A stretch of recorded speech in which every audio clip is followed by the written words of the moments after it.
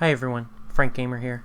I just thought I'd do a vlog just about my thoughts about this year's E3. Generally my content isn't really time sensitive. More often than not, my actual Frank Gamer content is more based around questions or ideas. More thematic than news, I guess. But I did want to talk about something. I had mentioned this on social media. I'm at Frank Gamer Show on Twitter.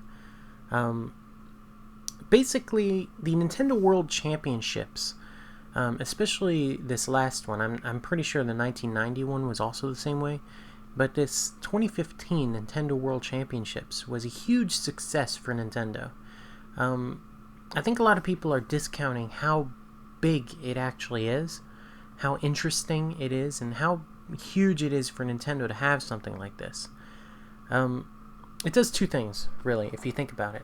On the one hand, Nintendo World Championships does hype up people for Nintendo products. These are the new products that are coming out. So, for example, this year they had Splatoon. They had something like Blast Ball or something. It was like a 3DS game. But the big star of the show in the last round of the contest was Mario Maker. Or Super Mario Maker now is what they're calling it. That stole the show. And it stole the show because of how well developed the levels were. These levels were brand new to both contestants, both finalists. And when they competed, one was blindfolded and the other would play it. They also had headphones on so they couldn't hear anything. But then when they switched, it was brand new for the person who was blindfolded and had headphones on. And it was a really good idea. But in addition to that, Mario Maker plays to Nintendo's strength. Nintendo's strength is nostalgia plus shiny new game. Nintendo makes games really well. They know what they're doing mechanically with balance questions in mind. Blast Ball was a good example of the balance questions, by the way. Every time you make a goal for your team, the goal that you have to make shrinks. So it would be like the soccer goal gets smaller on the end of the field. It's interesting. At the same time, if you focus your fire as the robot or whatever on the other robots on the other team and not on the ball, they're going to be able to push the ball into your goal easier because they have three people concentrating fire on the ball. So it takes some finesse, some creativity to know how to disable the robots and how to, get the ball in the goal. It's really interesting for Blast Ball. But getting back to Mario Maker, it combines the new elements of the new Super Mario Brothers with the old 8-bit elements of Mario 3 and Super Mario Brothers, the NES game. It's very interesting to see. And that is Nintendo's one strength, is it has this history of games and these IPs that are untouchable. A Mario game comes out, a Zelda game comes out, a Metroid game comes out. You can't compete against that. Nintendo dominates it because their games are going to be more polished. They're going to be balanced well. They're going to have good gameplay.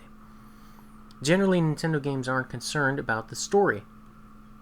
You can argue like Fire Emblem, but that was a different developer, or Pokemon, kind of, not really.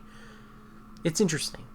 It's an interesting case study, and I think the Nintendo World Championships really shows how powerful Nintendo is becoming. And the Wii U is starting to become a viable console for this generation of gaming. So far, it hasn't had many games on it, and I think that the Nintendo World Championship is a good way for them to show what they have to offer. Well, anyways, I'm Frank Gamer. I'm going to talk about E3 and all that next. Stay tuned for that. I've been pretty busy with real life stuff, so it's been kind of hectic. But anyways, yeah, I'll try and upload some more videos about that. But anyways, thank you for watching. It really means a lot. I'm actually I'm close to 400 now, 400 subs. So I really want to thank you guys for following. It means a lot. I'm just some guy talking about video games on the internet. I'm hoping you're getting something out of it. Leave me a comment if you want to see something specific. Let me know what you think about the Nintendo World Championships. John Numbers. Congratulations to him. He took number one. He and the runner-up got to shake Shigeru Miyamoto's hand. That's pretty awesome. So anyways, hey, thanks for watching. Y'all take care.